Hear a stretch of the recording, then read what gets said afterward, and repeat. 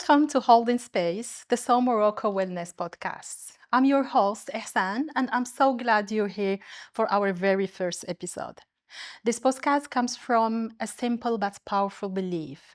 Real self care isn't a product or a checklist, it's about coming back to yourself. It's a remembering. At Soul Morocco, we believe self care goes deeper than the surface. It's daily, it's cultural, it's intentional. It's guided by the body, shaped by our stories, and held by the spaces we create to heal. This podcast is for women who are looking for more than just quick fixes. It's for those navigating motherhood, burnout, hormones, or simply the constant pressure of being on. And in that spirit, I couldn't think of a more meaningful guest to open this series with than Nora Elmi.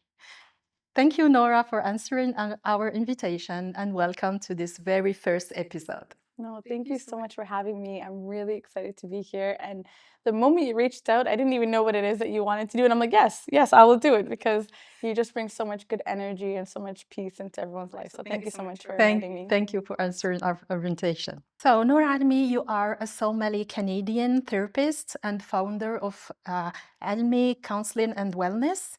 With over a decade of experience, you offer culturally affirming therapy that supports Black women and mothers in healing, growth, and resilience. You are also serving the board of Project Agape, supporting trauma recovery and systemic healing.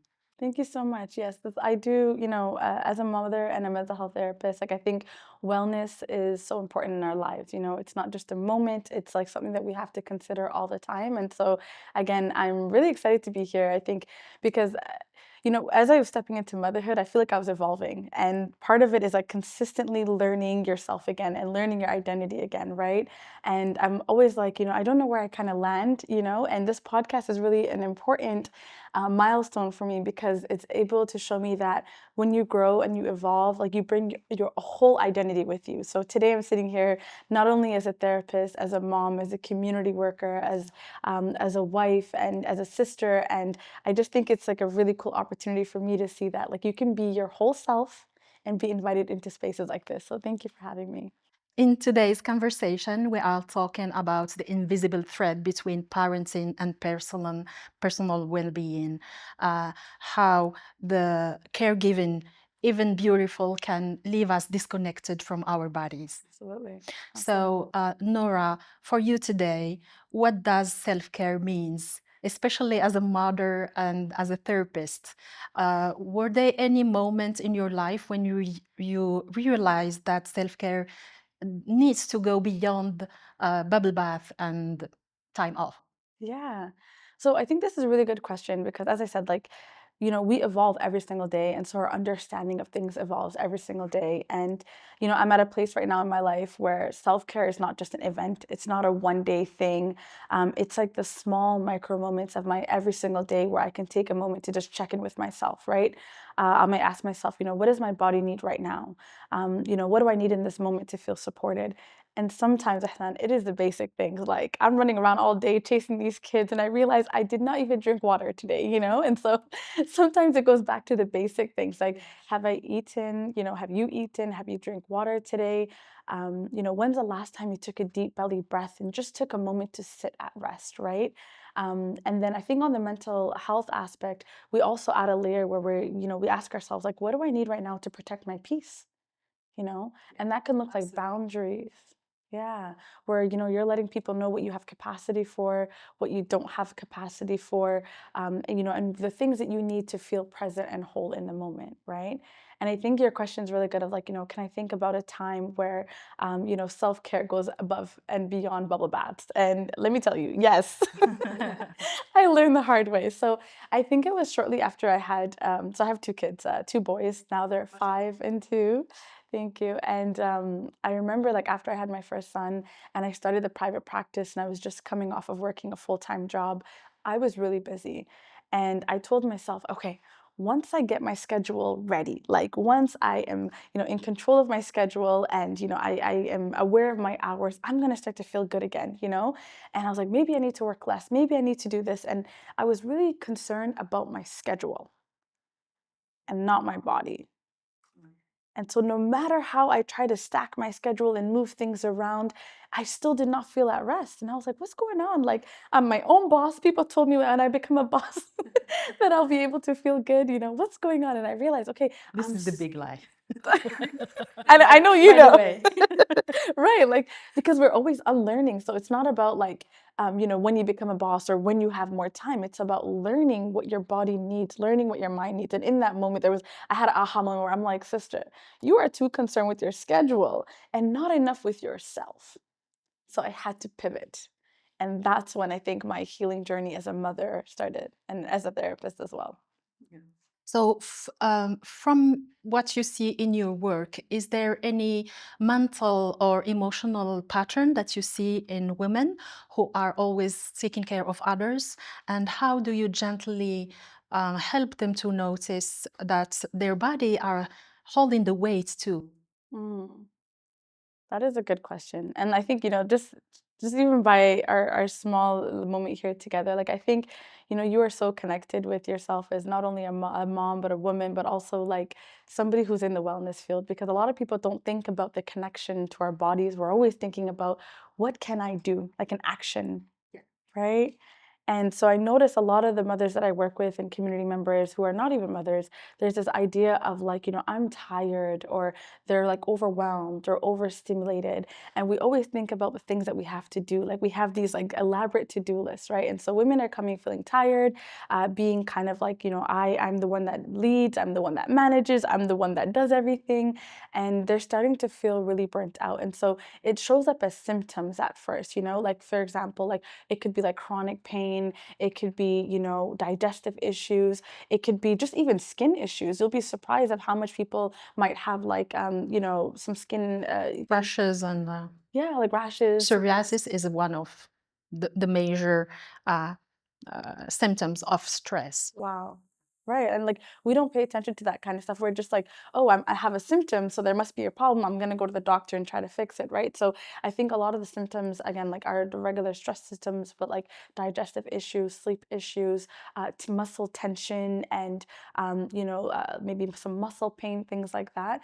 And so as I listen to women's stories, it's important that we first hear them and that you just allow them to share their story, validate them in that experience, and then just help them notice what's going on in their body. So there's a thing that I always do in my sessions where someone might be talking and they're feeling really emotional and they're telling me all the things.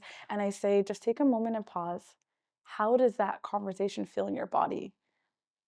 And they might be like, oh, girl, I don't feel anything. I'm good. Let me continue, And I'm like, okay. And then we slow down again. And I say, how does this conversation feel in your body? Or where are you feeling activated when you share this story? And usually they'll be like, oh, my chest really hurts today. Or I feel I'm not in my stomach. Stomach is yeah, for me. Right? Or I feel it in my shoulders. And so what we do is we create awareness around that. Okay, pay attention to that. What do you think? What information is that trying to tell you? And then they'll be able to kind of connect to their body. So it's not just the brain, it's also the body. And it's easier actually, we're not taught this, but it's easier to connect to our body because our body doesn't lie. It's always telling you information, but sometimes our thoughts and feelings are not real. You know what I mean? So yeah, I always say connect back to the body. So, in regard of this, do you think that sensory practices or some rituals can help us can help us to regain this balance? Yes. Yes. So this is again a great question. So when I think about when we are, parents who are maybe overstimulated or disconnected from our body, we have to think about our nervous system. And so our nervous system is always trying to find safety. So when our nervous system is dysregulated, we cannot be in connection with our body, right?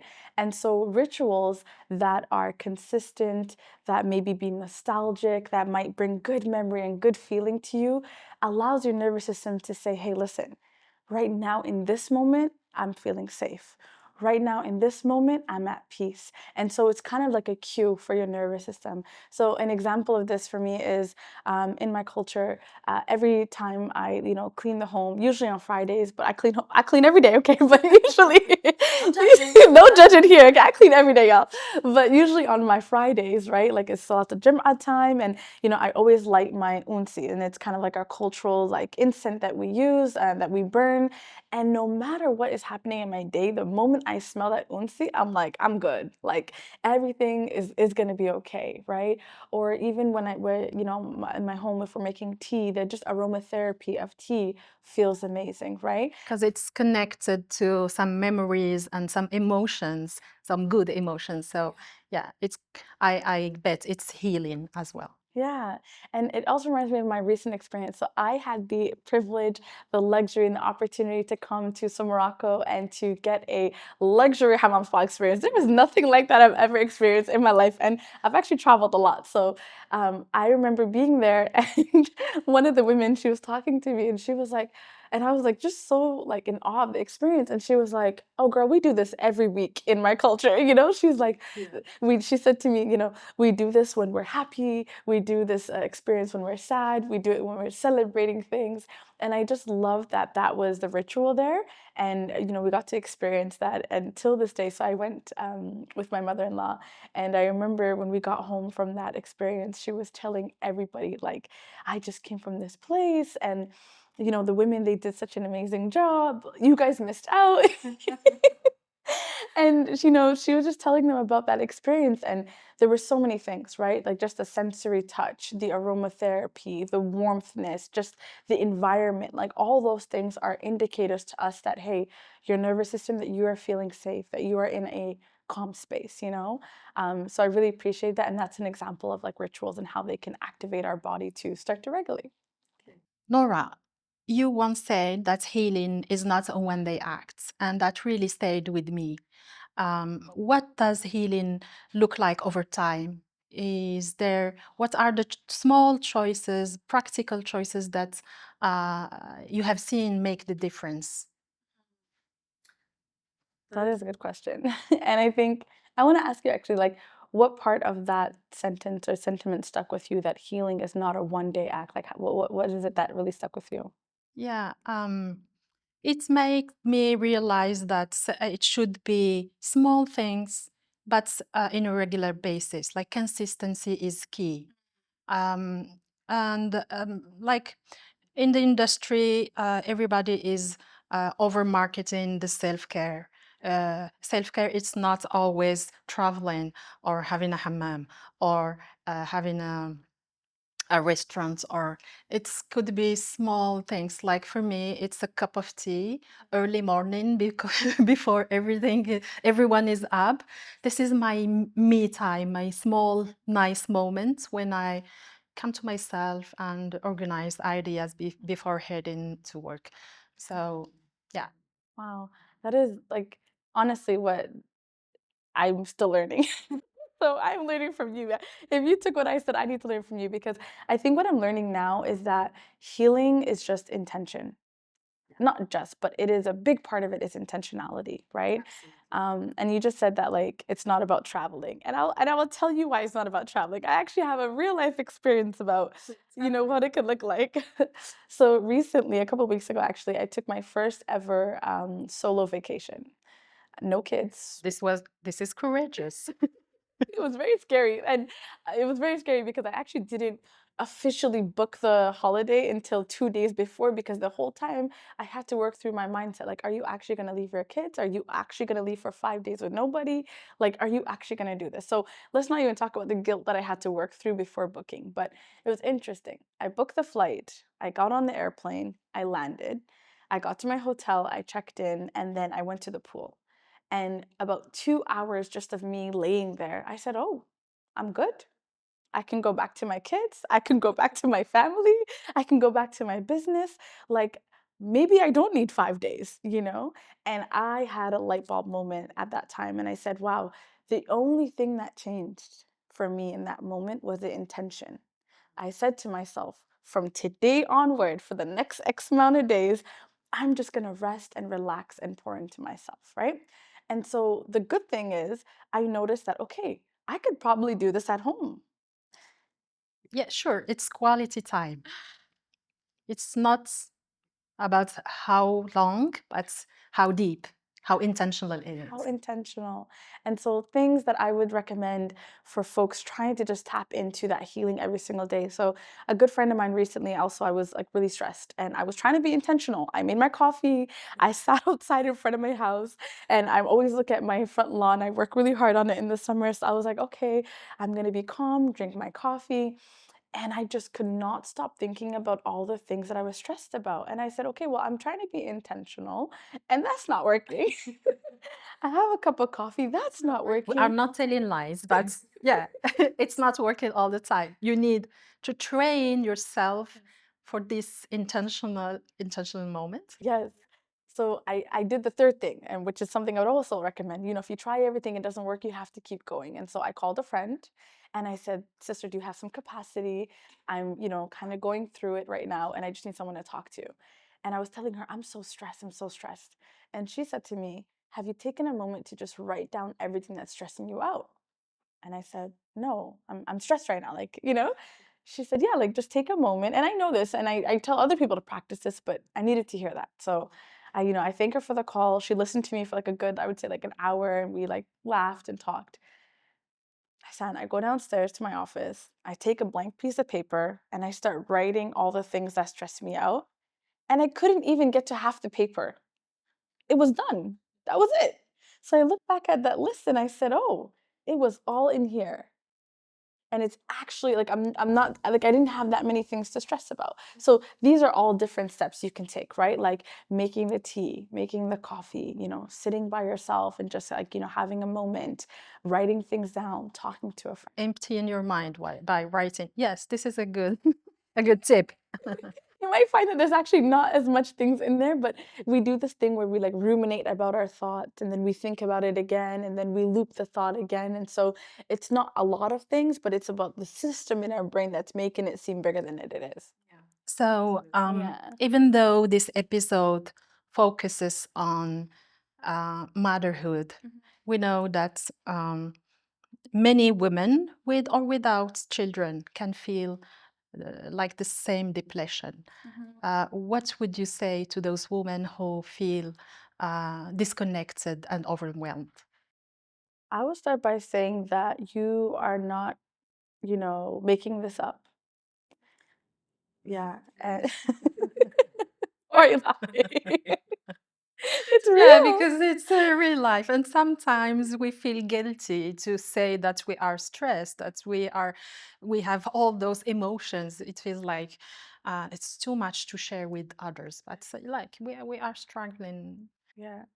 I think it's more, so I'd say like it's more normal than you think. And a lot of us struggle with different things. And I think the norm in our societies and even our cultures, specifically our cultures, there's this like kind of, narrative around like be strong, be resilient. Even in Somali, there's like literally a term they go, "Dahadahiro," like, which means like, tie your waist, like keep going. And I say yes and, right? It's important for our survival that we remain resilient and strong.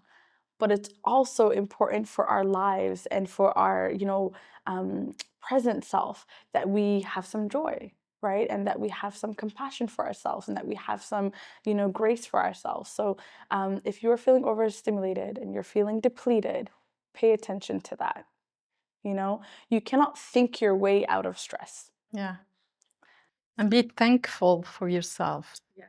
for all this effort you are making for helping each other. Yeah, absolutely, absolutely. And taking the time to just really ask yourself basic questions. Like it always goes down to more simple things than we think. Like, what does my body need? What is it trying to tell me? What am I understanding from this right now? Right. And then what do I need to feel more supported? And then being able to tap into those things. Yeah. And if there's one thing you would our listeners to take away from today's conversation, what would it be? I would say I can't tell one thing. One golden takeaway. One golden nugget. Okay. It could be a tip, a ritual, maybe a brief session, whatever you want. Yeah.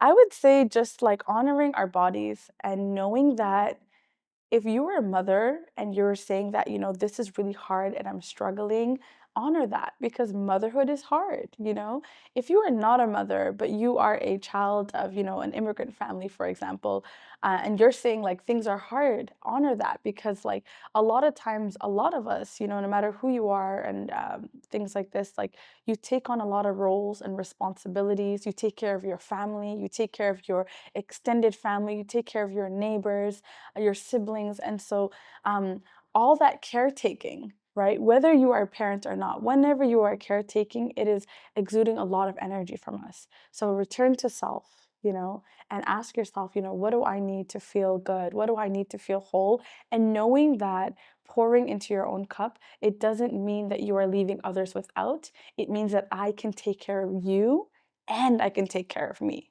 right? And that's super important in our journeys. Thank you, Nora, for all those beautiful insights. We could talk more and more for hours, but we are running out of time. Thank you for answering this invitation. Yeah, and I just want to say, thank you so much for having me. Like I said, when I saw your initial email, I did not know what the request was going to be, and I was like, yes, because the moment I met you, like we just had such great energy and great connection, and I know moving forward, there's going to be a lot I can learn from you, and just kind of, through your mentorship and guidance. So I want to say thank you for having me. Thank It's you. been We great. learned a lot with you today as well. And thank you for for holding space with us today. May you return to yourself gently, one breath, one choice, one ritual at a time, until we meet again.